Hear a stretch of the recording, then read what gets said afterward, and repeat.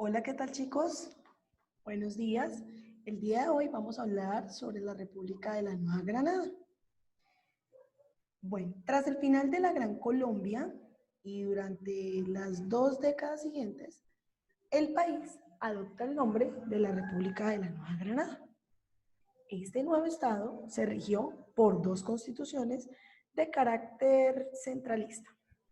Afrontó también una devastadora guerra civil y asistió a la creación de los 2 partidos tradicionales.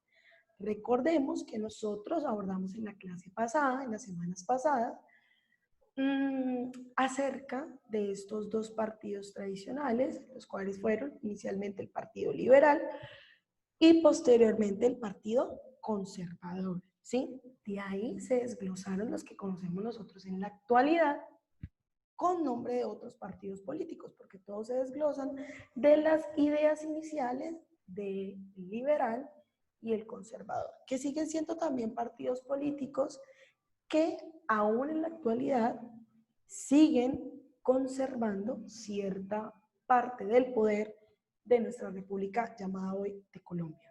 ¿Sí?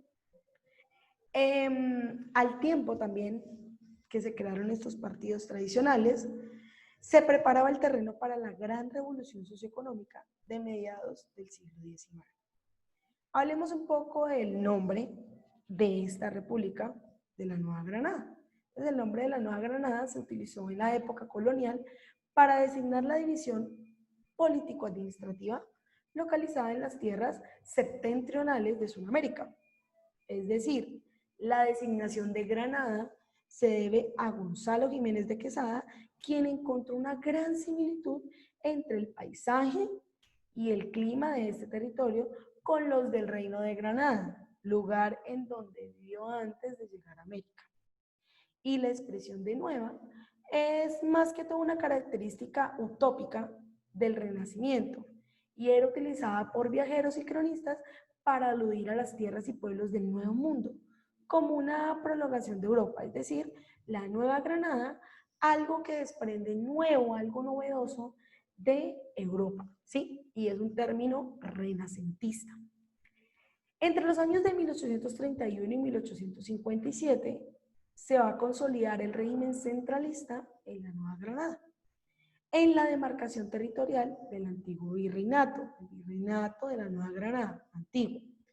Ahora, el régimen surgió de la disolución de la Gran Colombia, ese gran sueño de Simón Bolívar, cuando se consolidaron los 3 estados nacionales que la componían, Nueva Granada, Venezuela y Ecuador. La decisión de asumir el antiguo nombre colonial fue tomada por los congresistas participantes en la Convención Nacional de 1831.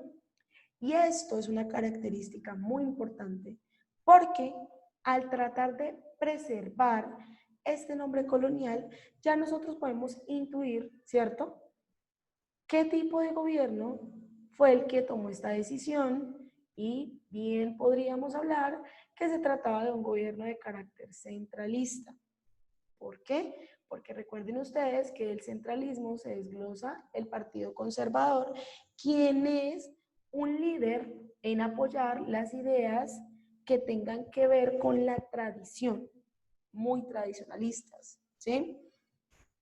Ahora bien, en esta convención de 1831 también se estipularon los límites del nuevo Estado y se establecieron según la doctrina de uti possedetis juris, ¿sí?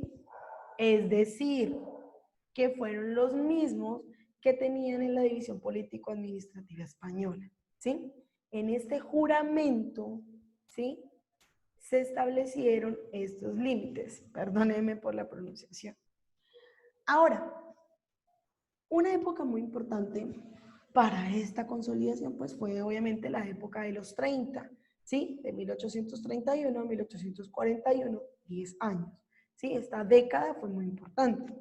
¿Por qué? Porque la estructura jurídica del Estado que surgió en esta época, en esta década, estuvo basada en la Constitución Política de 1832, que como bien dije anteriormente, era de carácter centralista, moderada, pero también tenía unas pocas inclinaciones federalistas.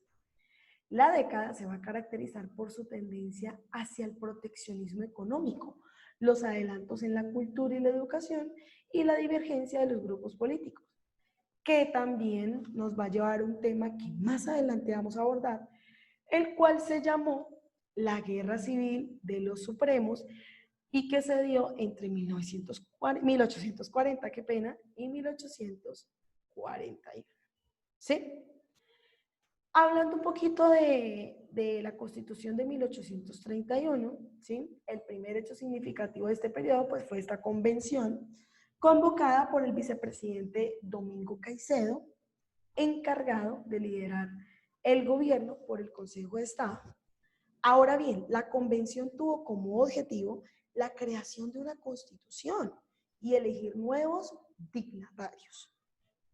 En ella se va a aprobar la ley fundamental de la Nueva Granada, mediante la cual se va a oficializar la creación del nuevo Estado. Se establecieron los límites con esa traducción que les dije anteriormente, según la tesis en la que se acuerda pagar en forma proporcional la deuda externa asumida por la Gran Colombia, ¿sí? Porque la Gran Colombia tenía una deuda y en esta ley pues no podían obviar este término. Y la ley obviamente también va a proclamar el fortalecimiento de las relaciones exteriores, de la soberanía del Estado y de los poderes públicos, ¿sí?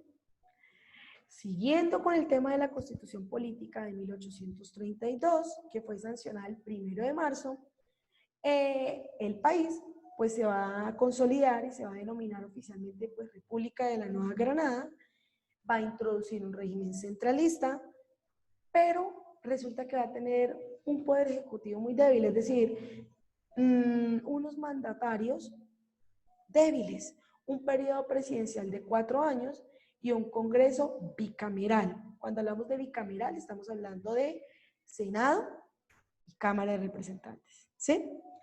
Se estableció para los senadores un periodo legislativo de 4 años y para los representantes a la Cámara un periodo de 2, ¿sí? Cosa muy diferente en la actualidad, ¿cierto?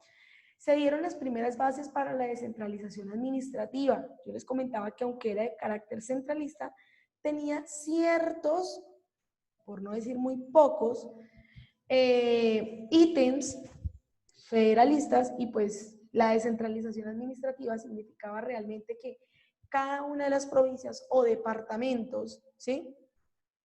Van a tener cierta autonomía para manejar su política, ¿sí?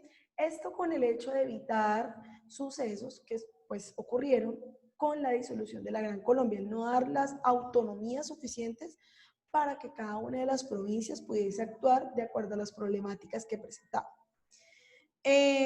Dividiendo entonces, chicos, el territorio en 15 provincias. ¿Cuáles eran esas 15 provincias que eran regidas por un respectivo gobernador? Ojo, el gobernador era elegido por el presidente. Entonces, bien, esas 15 provincias eran Antioquia, Barbacoas, Bogotá, Cartagena, Cauca, Magdalena, Neiva, Panamá, Pasto, Pamplona, Popayán, Socorro, Tunja, Vélez y Veraguas, ¿sí? La Constitución pretendió armonizar la tendencia federalista con la centralista y debilitó el poder ejecutivo, porque entonces el presidente no tenía como ese poder de mando establecido, ya que desde pues, el Parlamento o desde el Congreso se tenía ciertas similitudes entre el centralismo y el federalismo. Esto es lo que no le permite al presidente establecer como tal una política que pudiera asegurar la prosperidad de pues, la República, ¿sí? Como primer presidente pues, se designó a Francisco de Paula Santander, exiliado en Europa desde 1828. Recuerden que por la presunta participación en la conspiración septembrina, ¿sí?